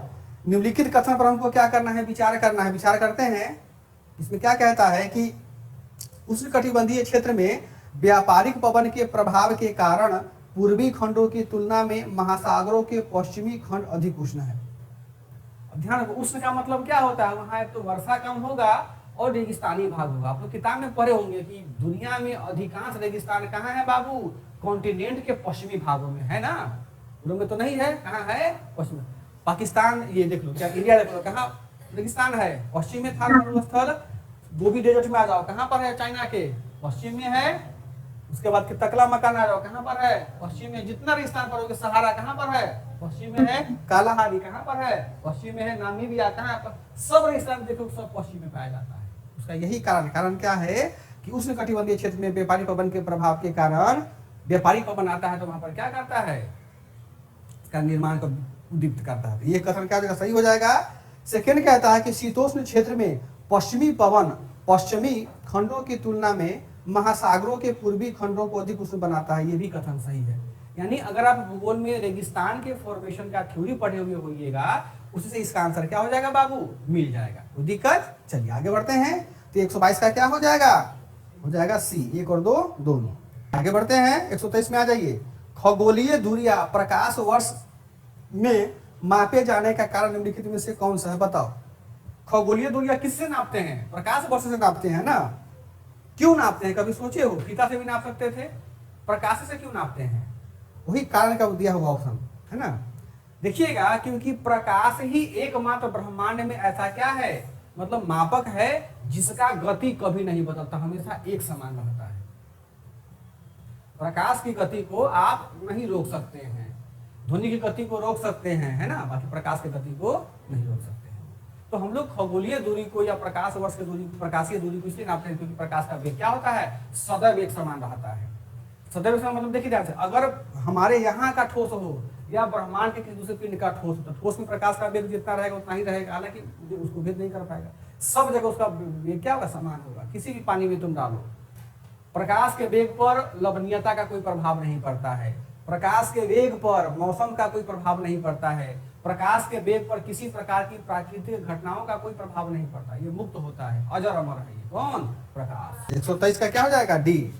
आगे बढ़ते हैं, पेज नंबर कितना हो जाएगा, अगला क्वेश्चन आ जाओ, 60 नंबर। कोई बच्चा मैसेज करेगा सर कि 1 नंबर कहाँ गया, तो 1 नंबर जो 1995 से है ना, उतना दिमाग लगाइएगा। हम 2007 से लेने गए थे, पॉलिटी में इसलिए लेट हो गया कि हम 1995 से उठा लिए थे, है ना। सारा क्वेश्चन रिपीट होता है, एक ही जैसा है, समझिए। 60 में आ जाओ। भारत और चीन, यहाँ से कुछ समझ में आएगा ज्यादातर के साथ को। भारत और चीन के अतिरिक्त निम्नलिखित में से कौन से समूह दिए गए देश म्यांमार के सीमावर्ती है। देखिएगा 2006-05 में ना म्यांमार में रोहिंग्या का मुद्दा बड़ा हाईलाइट हो गया हुआ था, जो बाद में भी हुआ। तो अब वही न्यूज में था कि म्यांमार से कौन कौन सीमा लगता है, हमसे यही पूछा जा रहा है, बताइए। पढ़े होंगे ना आप लोग। देखो ये म्यांमार हो गया, ऐसा नहीं होगा, ये म्यांमार हो गया, ठीक है। म्यांमार के यहाँ कोनमा में कौन सा देश, बांग्लादेश। यहाँ कौन, भारत। यहाँ कौन, चीन। यहाँ कौन, लानोस। यहाँ कौन, हाँ वेरी गुड, थाईलैंड। अब देखो इसमें कोई है और कुछ है, हाँ अब इसे मिलाओ, इसमें कौन कौन पूछेगा। आप लोग के पास जब पैसा वैसा हो ना, जब कमाना उमाना, तो इंडिया में तो घूमना ही घूमना, म्यांमार और थाईलैंड जरूर घूमिएगा, बड़ा अच्छा जगह है थाईलैंड। मतलब घूमने फिरने के लिए नहीं, थाईलैंड में बौद्ध का बहुत अच्छा जगह की चीज है ना, खास करके इंडो जावा हो गया, सुमात्रा हो गया, कम्बोडिया हो गया, जब वहाँ इंडोनेशिया, जब वहाँ जाओ लगे कि भाई नेचर वास्तव में यहाँ पर है, अभी भी इतना सुंदर, साफ सफाई, बहुत बढ़िया सब है ना। इसका आंसर क्या हो जाएगा, इसका म्यांमार का, इसमें खोज लो क्या हो जाएगा, डी। थाईलैंड, लाओस और बांग्लादेश। थाईलैंड से यही 5 देश लगता है, कौन कौन, बांग्ला, भारत, चीन, लाओस, थाईलैंड, फिर म्यांमार से। उसके बाद में क्या हो जाएगा, बंगाल की खाड़ी, है ना। चलो आगे आओ। कोपाक्वाना पुलिन कहाँ स्थित है, बड़ा अच्छा प्रश्न है। ये बताओ पुलिन का मतलब क्या होता है। देखो पुलिन जो होता है ना, पुलिन स्थल का वैसा भाग होता है जो समुद्री जल या नदी के जल के पीछे जाने से क्या होता है, बनता है। समझिए ध्यान से, पुलिन क्या होता है, एक ऐसा भू आकृति होता है जो समुद्री और नदी जल क्षेत्र के पीछे जाने से बनता है। इसको समझो ध्यान से। हमारे भारत में ना, ये हम इंडिया का मैप बना रहे हैं, इसको क्या बोलते हैं बाबू, वेस्टर्न घाट बोलते हैं। इसको हम लोग क्या बोलते हैं, ईस्टर्न घाट बोलते हैं, ठीक है। यहाँ पर अरब सागर, यहाँ पर बंगाल की खाड़ी। तो हमको पुलिन डिस्कस करना है। देखिएगा पुलिन का मतलब यहाँ पर पूरा पानी आ गया, पानी आ गया ना। अब देखो किसी कारणवश हमारे यहाँ देखिएगा प्लेट टेक्टोनिक्स की घटना तो होती रहती है, पृथ्वी घूमती रहती है। तो कब यहाँ देखो बोर्ड पर कभी कभी क्या होता है कि अपने आप कोई यहाँ पर टापू चलाया, क्या आया, नीचे से टापू क्या हो गया, ऊपर बन गया। तो टापू बनेगा तो पानी को कहाँ बाहर फेंकेगा, फेंकेगा ना। इसी के आसपास के क्षेत्र को हम लोग क्या बोलते हैं बाबू, पुलिन बोलते हैं। तो हमारे भारत में पश्चिमी घाट और पूर्वी घाट में हजारों की संख्या में क्या है, कुलीन है। उड़ीसा में यदि आप चले जाइए, कोणार्क टेम्पल बड़ा सुंदर, एक बार गए थे, बड़ा सुंदर लगता है वो, इतना सुंदर, मतलब शुद्ध हवा आपको मिलेगा कि मन खुश हो जाएगा। उड़ीसा का जो कोणार्क टेम्पल है, कोणार्क टेम्पल के जस्ट आगे थोड़ा सा आपको पूरा समुद्र का खुला मिलेगा, एकदम खुला खुला समुद्र का पानी आता है जाता है, आता है जाता है। अब क्या है कि कोणार्क टेम्पल के जस्ट आगे एक ऐसा क्षेत्र बन गया है, वहां पर समुद्र का पानी नहीं पहुंच पाता है, क्योंकि उसका धीरे धीरे क्या उठाव है। उठाव कैसे होता है, समुद्र ला करके अवसाद को वहां पर क्या किया, जमा कर दिया, बन गया पुली। आ गया समझ में।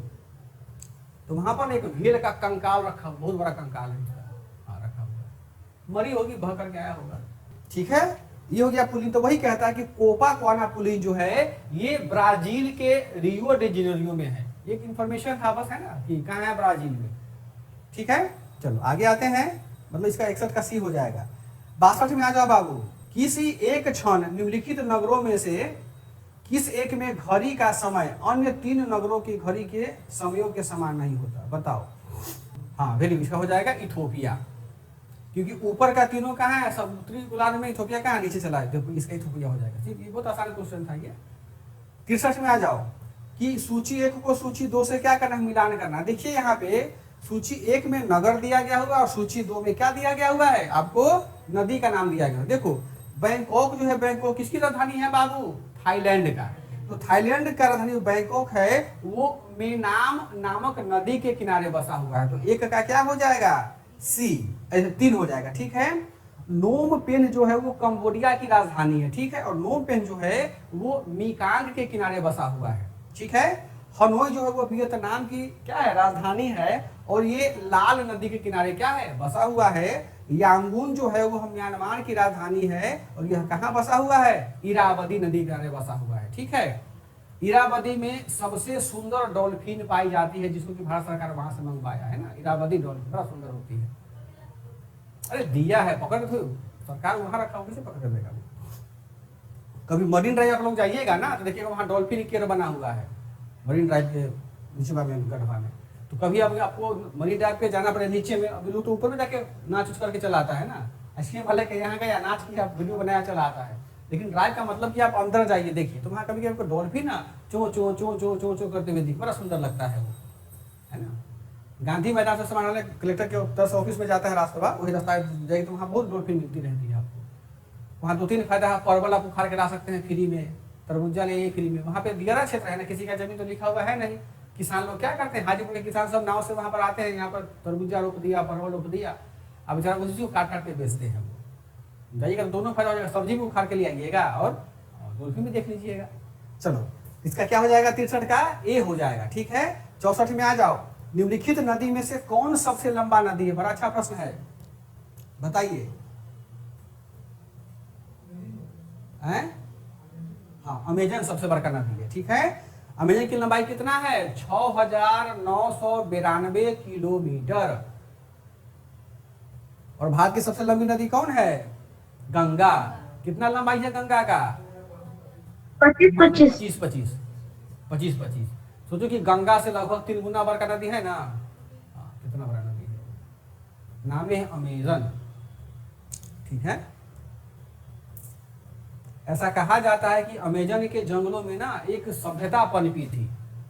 जिस समय मिस्र की सभ्यता, माया सभ्यता थी, सिंधु थी ना, उस समय एक सभ्यता पनपी थी, लेकिन वो किसी कारणवश वो सभ्यता समाप्त हो गया, तो उसको लॉस्ट सिटी के नाम से जाना जाता है। वैज्ञानिक लोग उसको, एडवेंचर लोग उसको लॉस्ट सिटी बोलते हैं। तो अमेरिकी सरकार, रशियन सरकार, ब्राजील से सब सरकार ने वहां उसको ढूंढने का प्रयास किया है, लेकिन अमेजन इतना ज्यादा घना बसा हुआ है कि वहां तक कोई पहुंच ही नहीं पा रहा है। 2-3 वैज्ञानिक गए थे, परंतु वापस आए नहीं, उसको मार के खा गया होगा आदमी, वहां के आदिवासी लोग। और चूंकि उसमें ये बताया गया कि अमेजन में जो सभ्यता थी वो उस समय की मिस्र की सभ्यता के समान उन्नत सभ्यता थी। हर व्यवस्था था वहां पे, जंगलों में हर व्यवस्था था वहां, है ना। जो सैटेलाइट ऊपर में उड़ता रहता है ना, वो सब कुछ ऑब्जर्व करता है। ये छत है ना, वो छत को छेद करके आपका एकदम HD क्वालिटी का फोटो ले लेगा। हम लोग सोचते हैं ना कि घर में दरवाजा बंद कर लिए, छत है पूरा का सेफ, नहीं। अगर सरकार चाहे तो आपको पाताल में का भी फोटो ले सकता है, क्योंकि प्राइवेसी है, सरकार के पास में है प्राइवेसी आपको, इसलिए सरकार से है। चलिए आगे बढ़ते हैं। इसका लंबा नदी कौन हो जाएगा ये। अच्छा ये निकलता कहाँ है अमेजन से, अमेजन नदी कहाँ निकलता है, देखिए पेरू है ना, पेरू कहाँ है, दक्षिण अमेरिका में है, तो पेरू में जो एंडीज श्रेणी है वहीं से निकलता है, इसका स्थान कहाँ होगा, पेरू के पास में एंडीज श्रेणी से। ठीक है, लिख लीजिएगा आप लोग। आगे बढ़ते हैं, निम्नलिखित में से किस एक से निकाली गई सुरंग यूनाइटेड किंगडम और फ्रांस को जोड़ती है। ठीक है, देखो ये यहाँ पर क्या हो गया, ये यहाँ पर हो गया यूनाइटेड किंगडम। ठीक है, और यहीं पर क्या हो जाएगा, ये है हमारा है फ्रांस। अब देखोगे कि यूनाइटेड किंगडम और फ्रांस जो है काफी आसपास में सटा हुआ है, ज्यादा दूर नहीं है वो। ये एक सुरंग यहाँ से यहाँ निकाला गया हुआ है। ठीक है, पहले हमको ये बताओ कि यूनाइटेड किंगडम और इसके फ्रांस के बीच में एक डमरू मध्य पाया जाता है, जल डमरू मध्य, क्या नाम है उसका,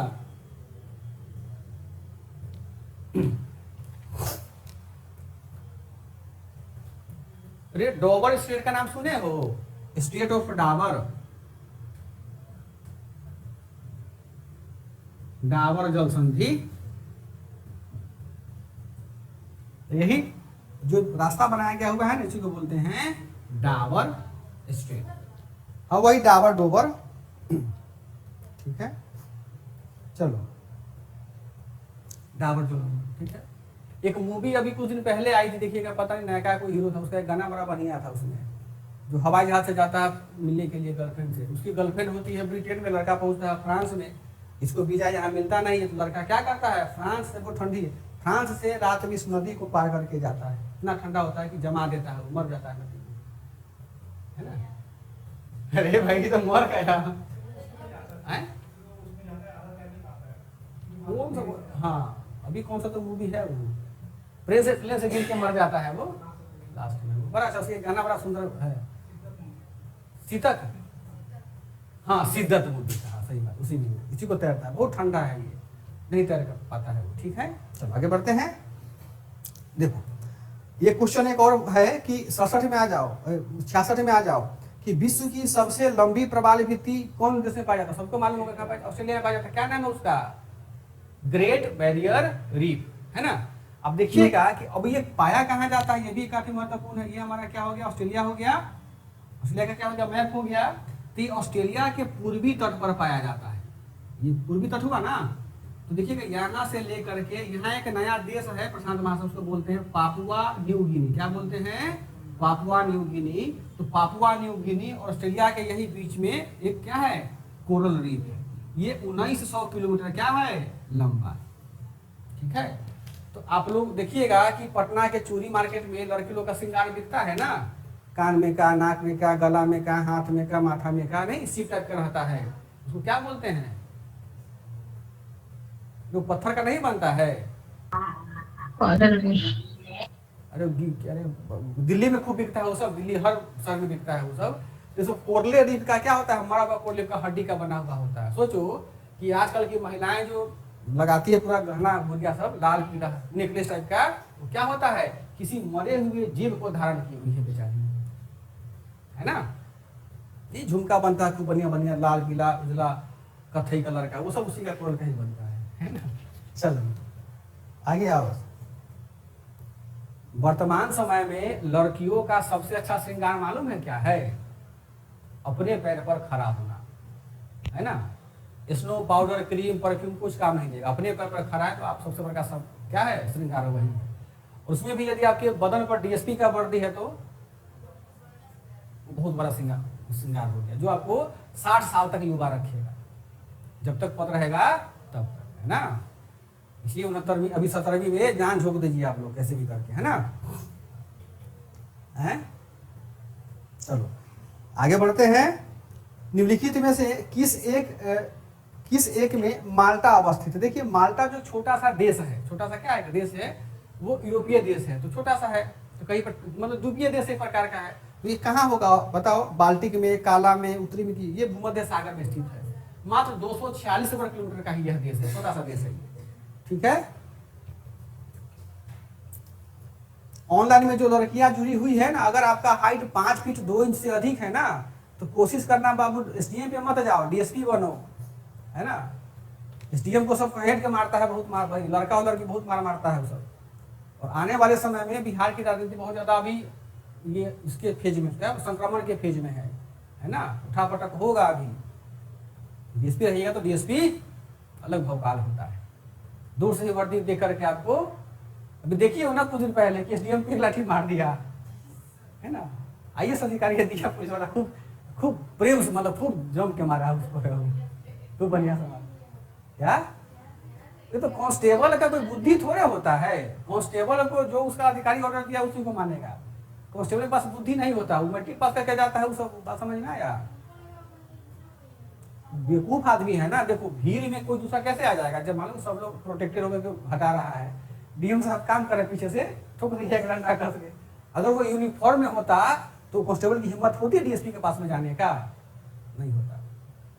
यूनिफॉर्म बहुत चीज से बचाता है ना। आगे बढ़ो, देखो 67 में आ जाओ, ये 68 में आ जाओ।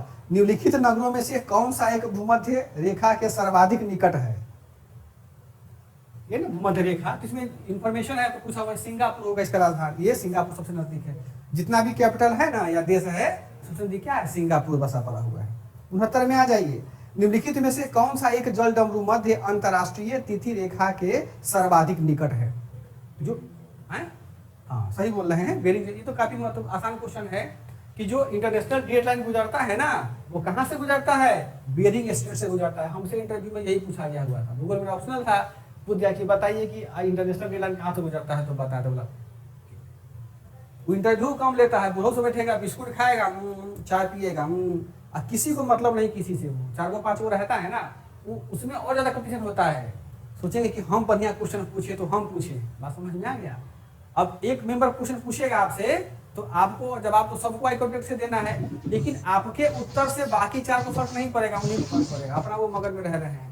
उस समय बेगूसराय के डीएम थे मोहम्मद यूनुस, उन्हीं के बोर्ड में हमारा था वो।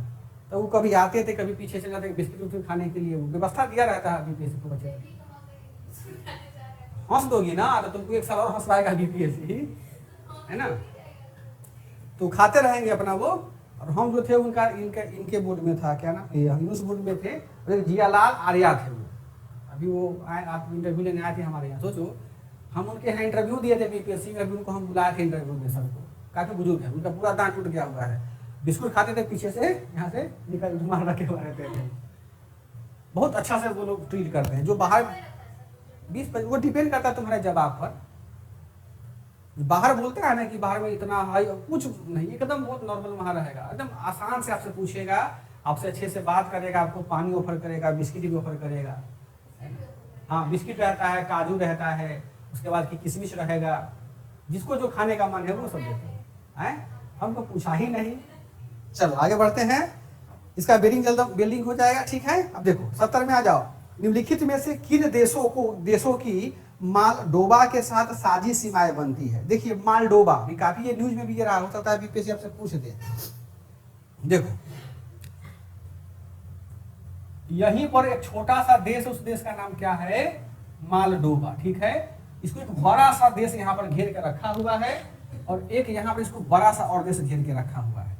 यहाँ देश का नाम क्या है? यूक्रेन, और यहाँ का नाम है रोमानिया, ठीक है। और बीच में क्या हो गया? मालडोबा।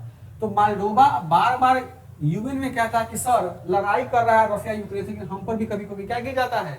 बम गिर जाता है। भाई पड़ोसी तो झेल में नहीं करोगे, उसे कहीं होता है बार बार, इसीलिए न्यूज में है। हो सकता है बीबीसी फिर इसको रिपीट कर दे। तो जो मालडोबा के पश्चिम में कौन सा देश है? पूर्व में कौन सा देश हुआ? यूक्रेन। और पूर्व में क्या हो गया? पश्चिम में क्या हो गया बाबू? रोमानिया। कहीं दिया हुआ है आंसर? देखो दिया होगा, हाँ एक और 2, रोमानिया और कौन? यूक्रेन, ठीक है। आगे बढ़ते हैं। ये 71 क्वेश्चन 2008 का है ना। ये क्वेश्चन बीपीएससी आपसे पूछा है, सब 69वीं पीटीए पूछा। देखो क्या पूछा था, समझो ध्यान से। अच्छा गीता खुशी है सर, आप भी इस बार पीठी दे रहे हैं। एक बात बताइए, गीता पढ़ाने से जीवन चलेगा? देना तो पड़ेगा ना, जब तक आयु है तब तक तो देते रहेंगे, है कि नहीं।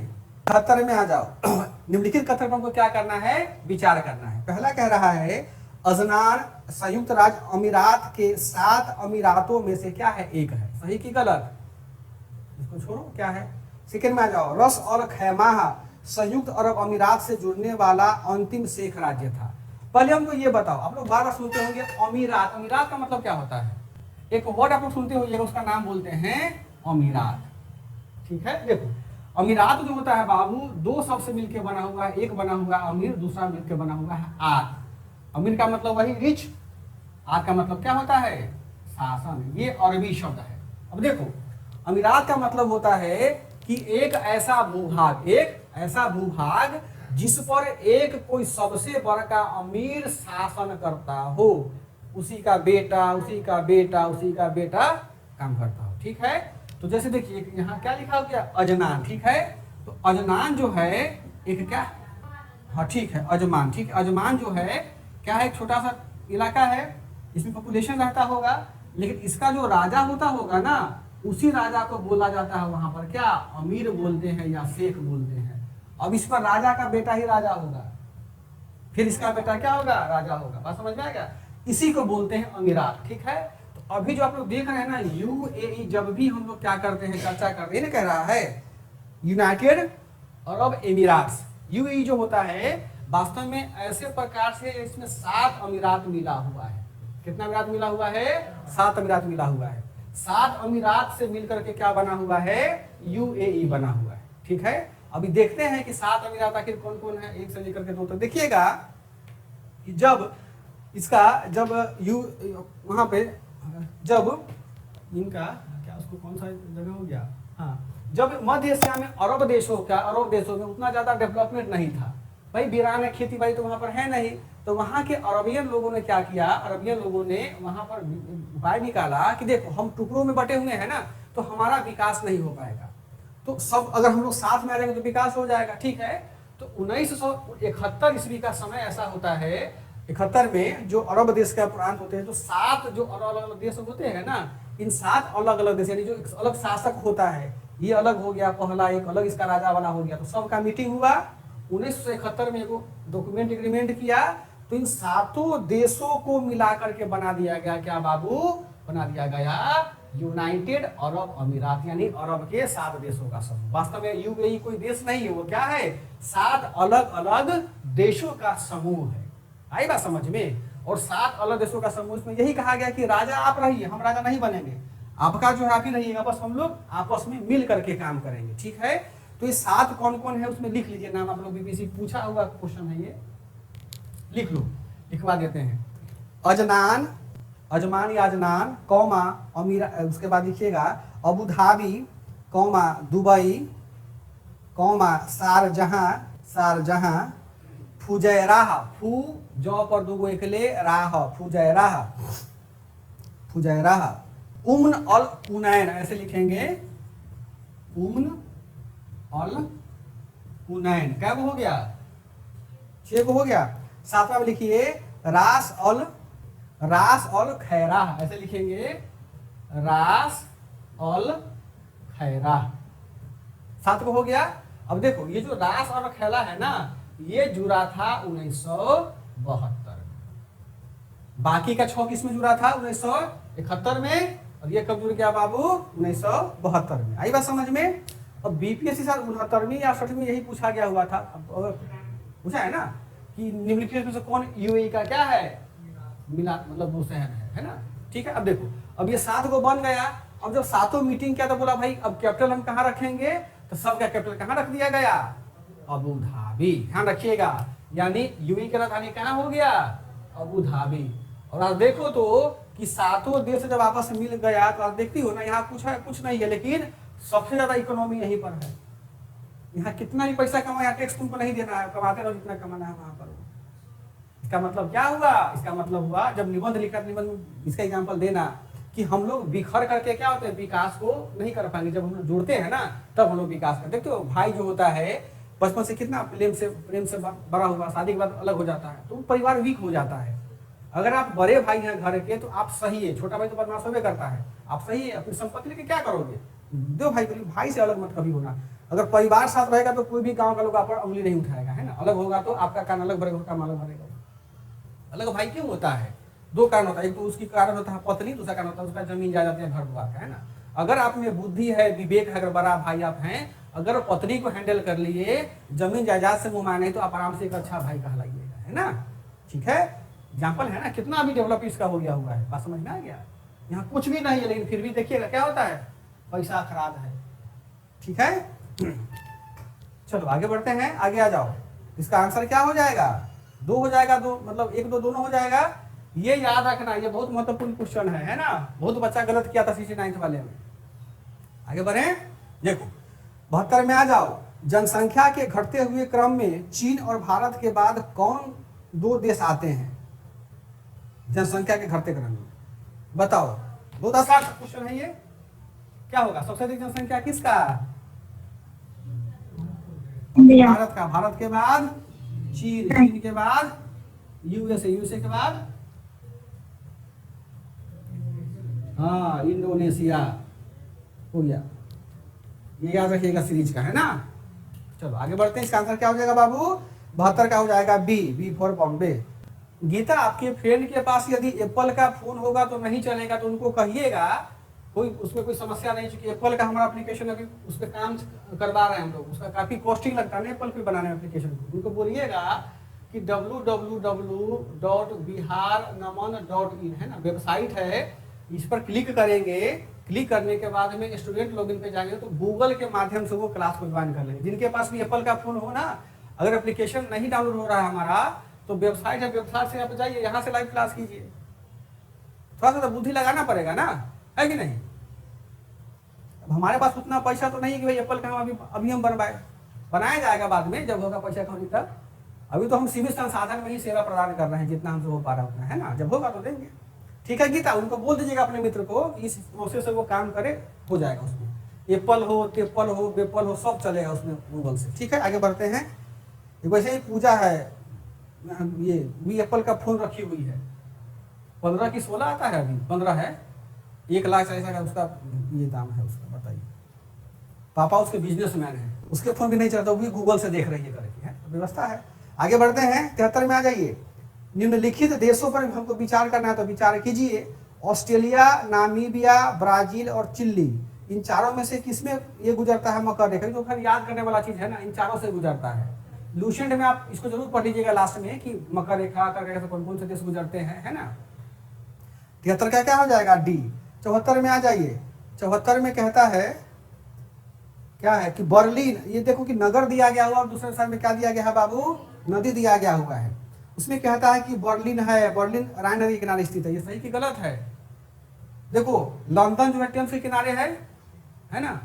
रवीश कुमार हो, मनमोहन सिंह हो, उसके बाद की क्या रवि किशन, सब तो वहाँ फोटो खिंचवाता है ना टेम्स नदी के किनारे, तो ये सही हो जाएगा। न्यूयॉर्क जो है वो हडसन के किनारे स्थित है, वो भी सही बात है। वियना जो है डेन्यूब के किनारे, वो भी सही बात है। बर्लिन जो है वो स्प्री के किनारे स्थित है, आप लोग पढ़े होंगे इसको, स्प्री नदी के किनारे, है ना। ये गलत हो जाएगा, है ना। 74 का आंसर क्या हो जाएगा बाबू? ए हो जाएगा। आगे बढ़ते हैं। 75 में आ जाइए। निम्नलिखित दक्षिण एशियाई देशों में से किसी एक का अधिकतम जनघनत्व किसका है? बताओ भाई, कॉमन सेंस से बनने वाला प्रश्न है। कौन सा ऐसा देश का जनघनत्व बहुत अधिक होगा? इंडिया का, नेपाल का, पाकिस्तान का, श्रीलंका का, किसका? भारत का होगा, है ना। उसमें लिख लेना, लिख लो। भारत का 488 है, 488 व्यक्ति प्रति वर्ग किलोमीटर। नेपाल का है 213.9, यानी 214 लिख लीजिएगा नेपाल का। पाकिस्तान का है 326 और श्रीलंका का है 325। हो गया। आगे बढ़ते हैं। 77 में आ जाइए। 77 में क्या है कि कुछ भौगोलिक स्थितियां दी हुई है ना, जैसे कि रेगिस्तान का है, समुद्र का है या फिर झील का है, और पूछ रहा है कि किस किस देश में अवस्थित है। तो आप लोग उसको पढ़े होंगे, देखिए कहाँ अवस्थित है। देखो ग्रेट विक्टोरिया, अभी ना पढ़े हैं, कहाँ है ग्रेट विक्टोरिया मरुस्थल? रुको, कहाँ रवीना? तो नहीं कोई बोलेगा, बताओ तो रवीना। नहीं पता है? नहीं बताए हैं तुमको? रेलर की अब ये ना बताए हैं यहाँ पर, ये क्या है ऑस्ट्रेलिया में, ठीक है। अच्छा, ग्रैंड कैनियन कहाँ है? ये पता होगा, यूएसए में, है ना। लेक विनिपेग तो कनाडा में है, पढ़े होंगे, विनिपेग झील कनाडा में है। दक्षिण एल्प्स कहाँ है? न्यूजीलैंड में है। एक है एल्प्स, एक है दक्षिण एल्प्स का न्यूजीलैंड। इसका आंसर क्या हो जाएगा? 76 का बी फॉर बॉम्बे। 77 में आ जाइए।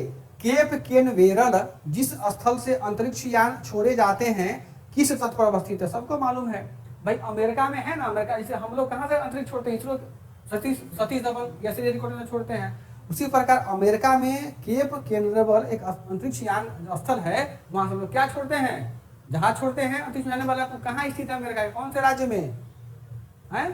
फ्लोरिडा। Very good. आंसर क्या हो जाएगा इसका 77 का? ये हो जाएगा फ्लोरिडा। 78 में आ जाइए बाबू। 78 में कहता है कि निम्नलिखित में से किसके पास दुनिया का सबसे ज्यादा यूरेनियम भंडार है? बहुत अच्छा प्रश्न है, बताइए। देखो सबसे ज्यादा यूरेनियम का जो भंडार है ना वो होता है ऑस्ट्रेलिया के पास, ठीक है। टोटल यूरेनियम का कितना परसेंट है बाबू? 23% है, ध्यान रखिएगा, ठीक है। ऑस्ट्रेलिया के बाद आता है कजाकिस्तान, कजाकिस्तान के बाद आता है रसिया, है ना, कनाडा, कनाडा के बाद आता है रसिया, ठीक है। पहला क्या हो जाएगा रवीना? ऑस्ट्रेलिया। सेकंड में क्या हो जाएगा? कजाकिस्तान। थर्ड में क्या हो जाएगा? कनाडा। फोर्थ में क्या हो जाएगा? रसिया, ठीक है। इसको याद रखिएगा, काफी इंपॉर्टेंट है, बीपीएससी पूछता भी है आपको, ठीक है। 69 में आ जाइए बाबू। 69 में है निम्नलिखित में से कौन सा एक देश मलेशिया देश की प्रशासनिक राजधानी, ये तो खैर उस समय न्यूज में तो पूछ दिया था। मलेशिया राजधानी है पुत्राजाया। मलेशिया राजधानी कहाँ है? पुत्राजाया। अभी कहाँ राजधानी मलेशिया का? ये मलेशिया का 2 राजधानी कौन कौन?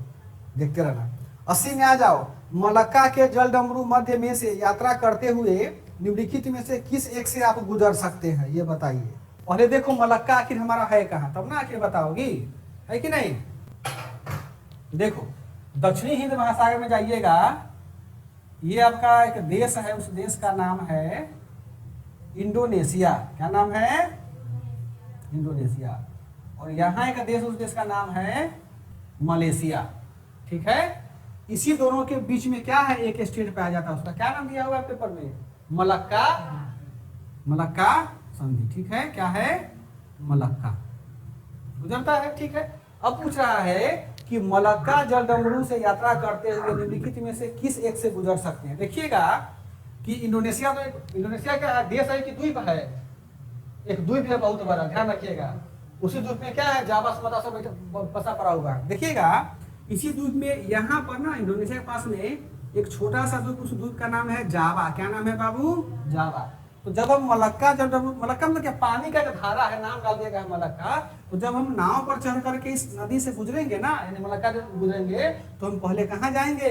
जावा में। और ये जावा वही जगह है जहाँ पर ब्रिटिश ईस्ट इंडिया कंपनी वहां से क्या लेके जाता था? करियक्का गोलमिर्च, है ना, मसालों का व्यापार किया करता था। उसको क्या बोलते हैं? गोलमिर्च में बोलते हैं, कहीं के काली मिर्च बोलते हैं, है ना। यहाँ बहुत होता है, ठीक है। आगे बढ़ते हैं तो इसका आंसर क्या हो जाएगा बाबू? जावा। 80 में जावा। 81 में आप आ जाइए। टर्की जो है किसके मध्य स्थित है? बहुत आसान प्रश्न है। टर्की यानी तुर्की जो है बाबू वो काला सागर और भूमध्य सागर के बीच स्थित है, ठीक है। तो 81 का हो जाएगा बी। 82 में आ जाइए। 82 में कहता है, ये न्यूज में था 2013 में, 2014 में पूछ दिया था। देखो चेचन्या जो है वो रशियन फेडरेशन का एक हिस्सा है ना, वहाँ सैनिक तख्तापलट किया गया था 2013 में, तब पूछ दिया गया था। तो ये सही बात है। दारफुर जो है वो दारफुर दिया है माली नहीं, दारफुर जो है वो पश्चिमी सूडान में स्थित है। वहाँ का लोग सब बंदूकें स्टेन गन लेके घूमता रहता है, बकरी चराता है, वहाँ हाथ में ले लेगा आदिवासी लोग, क्या स्टेन गन, अब बकरी चराता है, क्या सब चराता है वहाँ पर। स्वात घाटी कहाँ? इराक में कि कहाँ है? ये जो इलाका हमारा है ना, जो घेर कर रखा हुआ है, ये जो इलाका है यहीं पर क्या स्थित है? स्वात घाटी, स्वात वैली, इसको बोलते हैं स्वात वैली, ठीक है। अब पूरे विश्व के रिसर्चर के अनुसार यह जो स्वात वैली है, यहाँ का जो इन्वायरमेंट है वो इन्वायरमेंट इको फ्रेंडली और काफी प्योर है, ठीक है। इसी स्वात वैली में एक आदिवासी पाई जाती है, उसका नाम होता है हुमजा। क्या नाम होता है बाबू? हुमजा। वास्तव में मुस्लिम होते हैं लेकिन ये आदिवासी है, इसको बोलते हैं हुमजा समुदाय, ठीक है। अब इसकी खासियत क्या होती है? जैसे ऐश्वर्या राय का आंख है ना, नीला नीला आंख है, उसी प्रकार से स्वात घाटी की जो महिलाएं होती हैं या जो पुरुष होते हैं वो उनका आंख क्या होता है? उनका आंख ब्लू, बहुत अच्छा होता है, ब्लू भी अच्छा ब्लू होता है। और हमारे इंडिया की लड़कियां क्या शादी में क्या करती है? एकदम लेंस को तोप लेती है आंख में ताकि ब्लू देखे सुंदरता के लिए, और यहाँ नेचुरल होता है। और इसमें एक खासियत बात ये भी है कि हुमजा कम्युनिटी की जो महिलाएं होती हैं लगभग 72 साल तक बच्चे पैदा कर सकती है। विश्व के अन्य हिस्सों में यदि हम चले जाते हैं तो देखिएगा बायोलॉजी में होता है मेनोपोज या मेनोपेज बोलते हैं, पता नहीं क्या है वो। तो इस स्थिति एज के बाद में जैसे कि 40 या 45 या 50 साल के बाद में महिलाएं क्या होती है? फीमेल बच्चा नहीं पैदा कर सकती हमारी इंडिया में। लेकिन जब भूंजा में जाती हैं तो वो 72 ईयर तक क्या कर सकती हैं, वो बच्चा पैदा कर सकती है। तो अब वहाँ वैज्ञानिक लोग जो है विश्व के इस भूंजा कम्युनिटी की महिलाओं पर रिसर्च कर रहा है उनके डीएनए में, ताकि जो महिला होता है, देखिए अभी का समय क्या कि लेट से शादी ब्याह होता है, बच्चा में बहुत कॉम्प्लिकेशन होना शुरू हो जाता है। कुछ लोग तो 40 में शादी ब्याह करते हैं, तो बच्चा कहाँ से हो पाएगा। तो अब क्या है कि इसके लिए इसलिए रिसर्च किया जाता है ताकि इनके जो डीएनए है, इनका जो जीन का स्ट्रक्चर होता है, इनका स्ट्रक्चर होता है, वो बाकी की महिलाओं से अलग कैसे है। अगर उसको हम ठीक कर पाए तो ये जो सामान्य महिलाएं जो होती है 40 में बच्चा पैदा करती है, उनको क्या करेंगे, बढ़ा सकते हैं। तो ये मेडिकल का अपना क्रांति आने वाले समय में ऐसा क्रांति होगा, है ना, कि जो महिलाएं ज्यादा इसकी होती हैं वो भी बच्चा को जन्म कर सकती हैं, ये होती है। ठीक है, दूसरी बात क्या होती है कि इनके विषय में कहा जाता है कि इनको किसी प्रकार का रोग जल्दी नहीं पकड़ता है, बहुत निरोग होती है ना। तो ये अपना कुछ वहाँ का स्ट्रक्चर है, भगवान बना कर दिए हुए हैं। ठीक है, चलो आगे बढ़ते हैं। तो स्वाद कहाँ हो जाएगा, पाकिस्तान में। कभी समय आप लोगों को मिले तो पाकिस्तान का सीरियल देखिएगा, है ना, देखती हो। हाँ, उसमें सबसे अच्छी बात ये होती है, देखिएगा वहाँ की लड़कियां या महिलाएं हमेशा आपको फुल बाजू में मिलेंगी ड्रेस में। हमारे इंडिया में अगर बोलाएगा सुदीप तो 5 बार कैप करेगा, गर्दन घुमा घुमा करके करते हैं ना, और म्यूजिक बजता है पीछे से वो। तो हमारा इंडियन सिनेमा इतना ज्यादा भद्दा और गंदा हो गया है ना कि उसको आप समाज का दर्पण नहीं कह सकते हैं। गलतियां हालांकि पाकिस्तान में भी है, परंतु वहाँ का जो कल्चर देखिएगा, वहाँ का स्क्रिप्ट भी, वहाँ पर मूवी भी बनता है। वहाँ का एक मूवी आया था जल, 3 घंटे की मूवी थी, बहुत मतलब ऑस्कर तक पहुंचा था वो, बड़ा अच्छा मूवी था वो, है ना। तो पाकिस्तान देखो, हम लोग ना समझते हैं दुश्मन है, ये दुश्मन नहीं है। वास्तव में जो नेता लोग होता है ना, वो किसका तुलना करेगा। अगर जो अनपढ़ व्यक्ति होगा वो क्या करेगा, मोदी भक्त, वो जीडीपी का तुलना किससे करेगा, भारत का, पाकिस्तान से। एनएनपी का तुलना किससे करेगा, पाकिस्तान से। पर कैपिटल का तुलना किससे करेगा कि भाई इससे हम अलग हैं। पब्लिक भी समझ जाता है, क्या कीजिएगा वो। ठीक है, वास्तव में पाकिस्तान बहुत बढ़िया है, बहुत अच्छा जगह है वो। देखिए वहाँ अच्छे अच्छे तुमको अच्छे अच्छे झील के तुमको पशु भी मिलेंगे, वृक्ष भी मिलेंगे, और लड़के लड़कियां भी मिलेंगे। हमारे यहाँ है ना, किसी लड़के का नाक बड़ा, किसी का नाक छोटा, किसी का कान बड़ा, किसी का कान छोटा। कभी पाकिस्तान का देखना कितना एकदम बैलेंस में पर्सनालिटी होता है ना। ये सब चीजें हैं। चलो आगे बढ़ते हैं। अब जाके पाकिस्तान शादी मत कर लेना तुम लोग, है ना। चलो आगे बढ़ते हैं। 83 में आ जाइए। दक्षिण पूर्वी एशिया में दक्षिण से उत्तर की ओर जाने पर नीचे दिए गए नगरों का सही स्थिति क्रम हमको पता करना। देखिएगा, सबसे दक्षिण में आता है जकार्ता, जकार्ता के ऊपर आएगा सिंगापुर, सिंगापुर के ऊपर आएगा बैंकॉक, और बैंकॉक के ऊपर में आता है हनोई। तो इसका आंसर हो जाएगा 3, 4, 1, 2 और 83 का सी। ठीक है, 84 में आ जाइए। दक्षिण पश्चिम एशिया का निम्नलिखित में से कौन सा एक देश भूमध्य सागर तक फैला नहीं है। यानी हमारे पास भूमध्य सागर है ना, तो भूमध्य सागर के आसपास कितने देश लगते हैं। देखिएगा, किताब में पढ़ लीजिएगा आप लोग घर पे जाकर के कि भूमध्य सागर से टोटल 21 देशों की सीमा लगती है। ध्यान रखिएगा, अब यहाँ लिखवा हम नहीं पाएंगे क्योंकि समय लग जाएगा हमको, तो आप उसको गूगल करके या किताब में होगा उसको लेकर वहाँ नोट कर लीजिएगा, उसको याद कीजिएगा, पूछा जाता है। इस क्वेश्चन में कहता है कि किसका सीमा नहीं लगता है। देखो, सीरिया का, लेबनान का, इजराइल का लगता है, लेकिन जॉर्डन का सीमा भूमध्य सागर से नहीं लगता है। 2014 में वहाँ पर भूमध्य सागर में काफी झगड़ा हुआ था। सीरिया का देखिए उठा पटक हो रखा हुआ था, यूएसए का सैन्य सब वहाँ पर गया हुआ था, इसीलिए यूपीएससी पूछ दिया हुआ था।